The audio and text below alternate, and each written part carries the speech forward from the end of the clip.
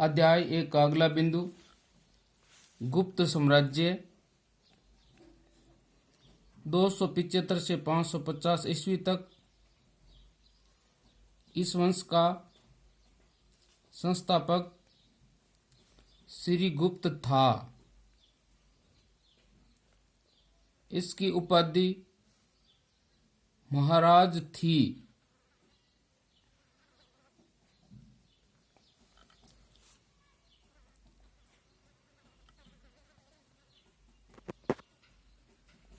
आगे के क्रम में हम गुप्त काल के प्रमुख शासकों की चर्चा करेंगे। गुप्त साम्राज्य के प्रमुख शासक श्रीगुप्त, घटोत्कच, इनका शासनकाल 280 से 319 ईस्वी तक। चंद्रगुप्त प्रथम शासनकाल 320 से 335 ईस्वी तक। समुद्रगुप्त शासनकाल 335 से 380 ईस्वी तक। गुप्त काल का सबसे प्रसिद्ध शासक समुद्रगुप्त हुआ है। चंद्रगुप्त द्वितीय शासनकाल 380 से 412 ईस्वी तक। कुमारगुप्त 414 से 455 ईस्वी तक।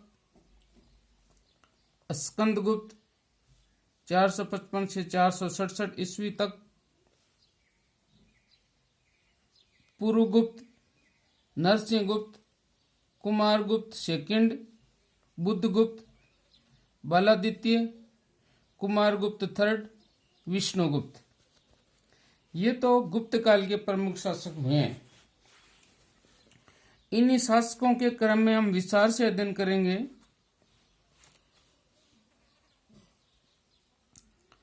चंद्रगुप्त प्रथम, इनका शासनकाल 320 से 335 ईस्वी तक।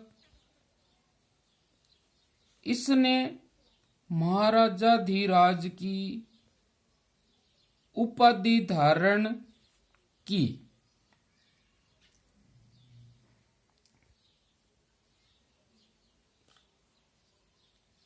चंद्रगुप्त प्रथम का विवाह लिच्छवी कुल की कन्या कुमार देवी से हुआ। चंद्रगुप्त प्रथम ने गुप्त संवत चलाया था। चंद्रगुप्त प्रथम ने गुप्त संवत चलाया था। अगले शासक के क्रम के रूप में समुद्रगुप्त, इनका शासनकाल 335 से 380 ईस्वी तक। समुद्रगुप्त गुप्त काल का सबसे प्रसिद्ध शासक हुआ है। समुद्रगुप्त का जो आदर्श था दिग्विजय और एकीकरण एवं साम्राज्यवाद में विश्वास रखता था। इनका दरबारी कवि हरिसेन ने प्रयाग प्रस्तुति की रचना की थी। एग्जाम की दृष्टि से प्रश्न पूछा जाता है कि प्रयाग प्रस्तुति की रचना किसने की, तो उत्तर होगा हरिसेन ने।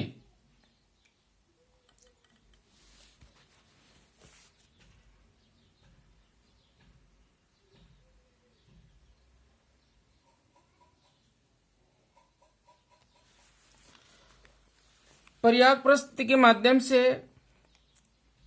हमें गुप्त काल के बारे में विस्तार से जानकारी मिलती है।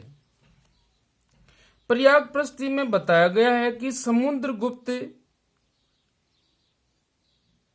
संगीत में प्रवीण था।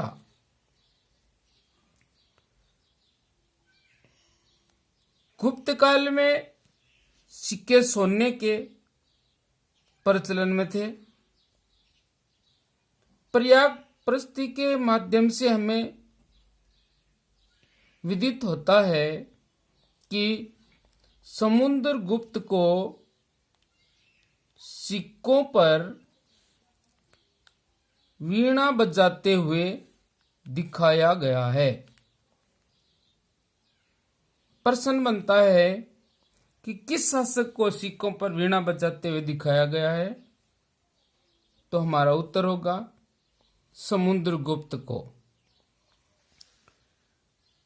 समुद्रगुप्त के पास विशाल सेना थी। उसने अपनी विशाल सेना को लेकर के संपूर्ण भारत पर एकाधिकार कर लिया। उसने उत्तर भारत के 9 राजाओं को, दक्षिण भारत के 12 राजाओं को पराजित करके और उसने अश्वमेध यज्ञ भी किया था। प्रयाग प्रस्ती के माध्यम से हमें पता चलता है कि समुद्रगुप्त चक्रवर्ती सम्राट था। समुद्रगुप्त की राजधानी का नाम पाटलिपुत्र था। राजधानी का नाम पाटलिपुत्र था। अगले शासन के क्रम के रूप में हम बात करते हैं चंद्रगुप्त द्वितीय की। चंद्रगुप्त द्वितीय समुद्रगुप्त का पुत्र था।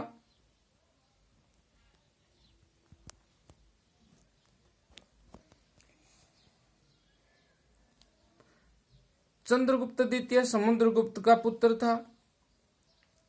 इनका शासनकाल 380 से 412 ईस्वी तक। उसने अपनी पुत्री प्रभावती का विवाह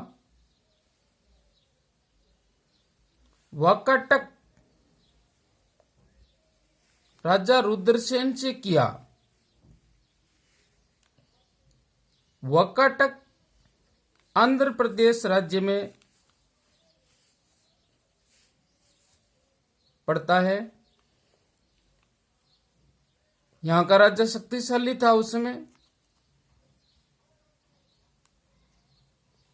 उज्जैन को उसने द्वितीय राजधानी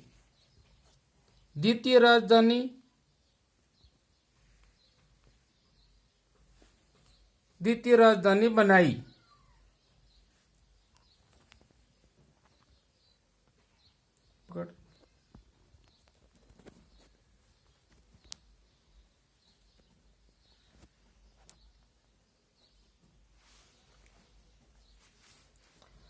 उज्जैन मध्य प्रदेश में शिप्रा नदी के किनारे पर है।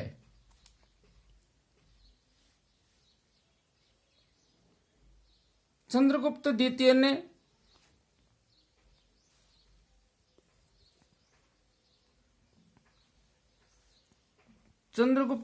ने विक्रमादित्य की उपाधि धारण की।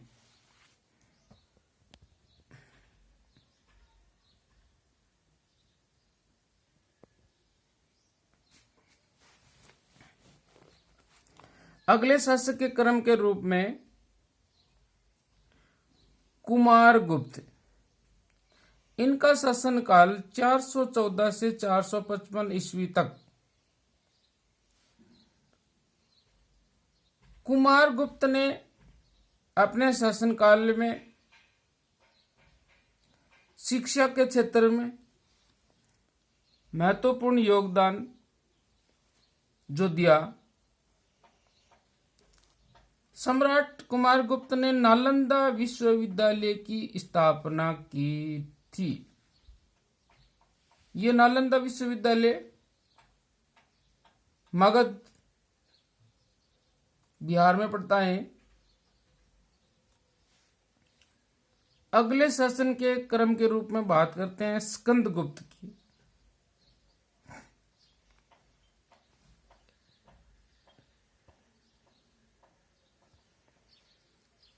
ध्यान दें, स्कंदगुप्त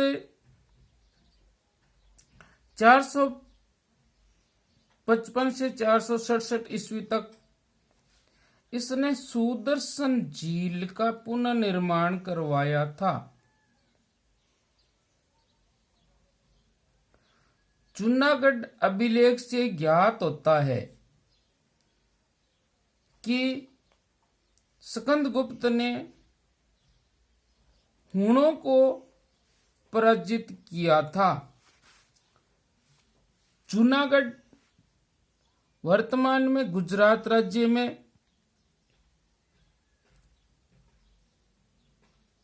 सुदर्शन झील का जो निर्माण कार्य है वो मौर्य काल में हुआ है, चंद्रगुप्त मौर्य ने करवाया था।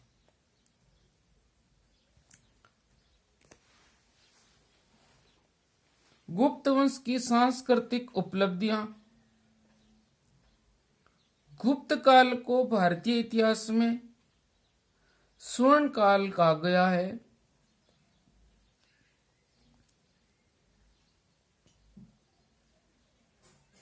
भारत की सांस्कृतिक इतिहास में गुप्त वंश का बहुत महत्व है। गुप्त वंश के शासक वैदिक धर्म को मानते थे।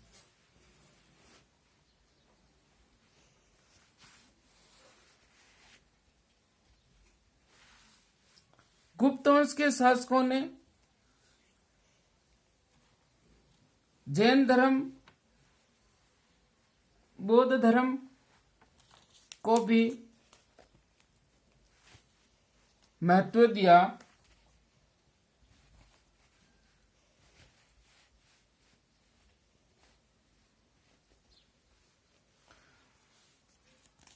गुप्त काल में अपराध बहुत कम होते थे। जनता से कर भी बहुत कम लिया जाता था।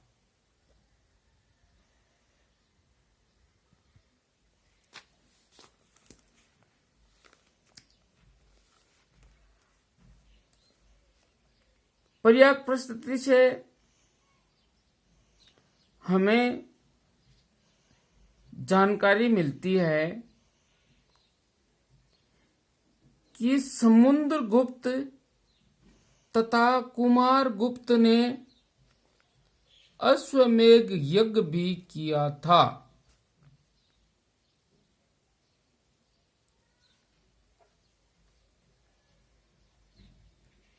चंद्रगुप्त द्वितीय के समय चीनी यात्री फाहियान भारत आया था।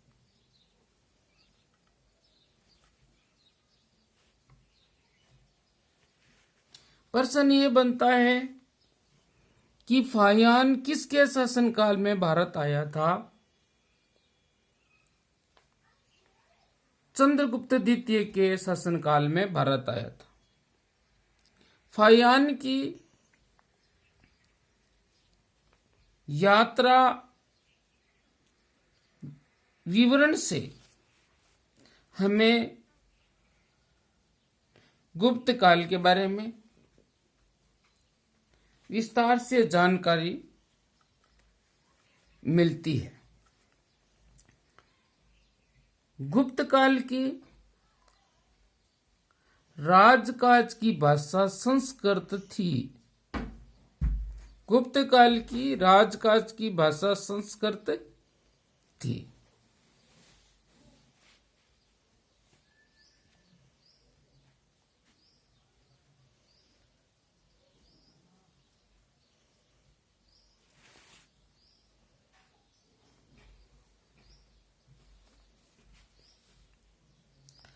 गुप्त काल के प्रमुख विद्वान कालिदास, इनकी रचनाएं अभिज्ञान शाकुंतलम नाटक, दूसरी जो रचना है महाकाव्य है रघुवंशम। परीक्षा की दृष्टि से यह महत्वपूर्ण बिंदु है।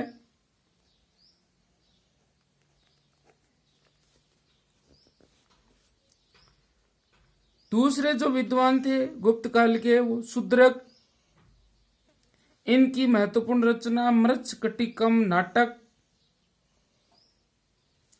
फिर विशाखादत्त, इनकी रचना मुद्रा राक्षस। एवं अमर सिंह ने अमरकोश की रचना की थी। अमर सिंह की अमरकोश की रचना के माध्यम से हमें गुप्त काल की कृषि व्यवस्थाओं के व्यापार के बारे में, फसलों को किस प्रकार काटा एवं बोया जाता था, साल में कम से कम 3 फसलें ली जाती थी, फसलों की जिनसों के बारे में विस्तार से हमें अमरकोश के माध्यम से पता चलता है।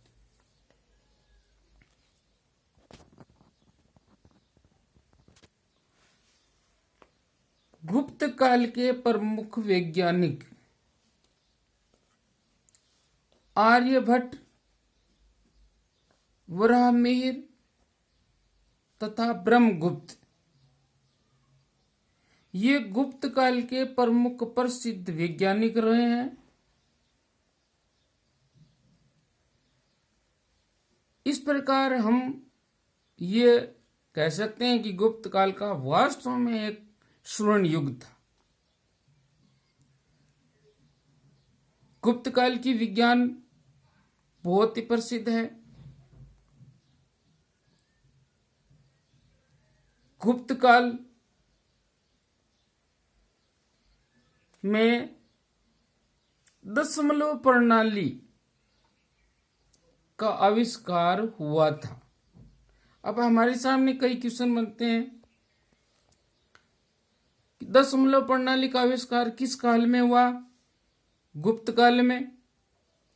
दशमलव प्रणाली का आविष्कार किस देश में हुआ? भारत में।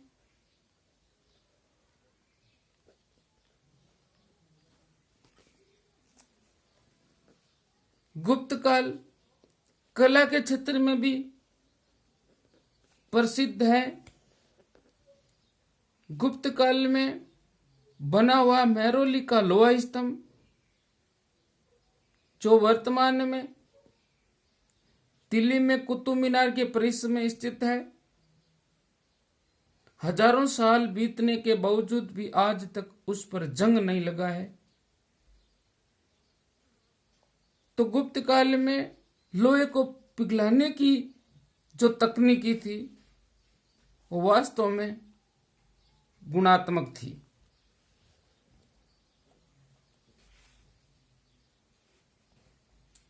दूसरा जो कला का उदाहरण है, नालंदा में 80 फुट ऊंची महात्मा बुद्ध की मूर्ति, सुल्तानगंज में स्थित 7.5 फुट ऊंची, जो आज भी अपने स्तंभ पर टिकी हुई है। गुप्त काल का समाज। गुप्त काल में समाज को 4 वर्णों में बांटा गया है, या 4 वर्णों में बंटा हुआ था। ब्राह्मण, इनका स्थान सबसे ऊपर था। क्षत्रिय, वैश्य व शूद्र, इनके अलग अलग कार्य थे। जैसे ब्राह्मण का कार्य वेद पढ़ना पढ़ाना, क्षत्रिय का काम रक्षा करना न्याय करना, वैश्य का काम खेती बाड़ी पशुपालना, शूद्र का काम तीनों वर्णों की सेवा करना। गुप्त काल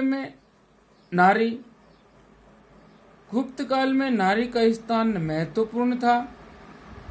स्त्री शिक्षा का प्रचलन भी था। गुप्त काल में स्त्रियां शासक का पदभार ग्रहण कर सकती थी। इसका हमें एग्जाम्पल प्रभावती गुप्ता का दिया गया है। धन्यवाद। ये वीडियो आपको कैसा लगा कमेंट करके बताना।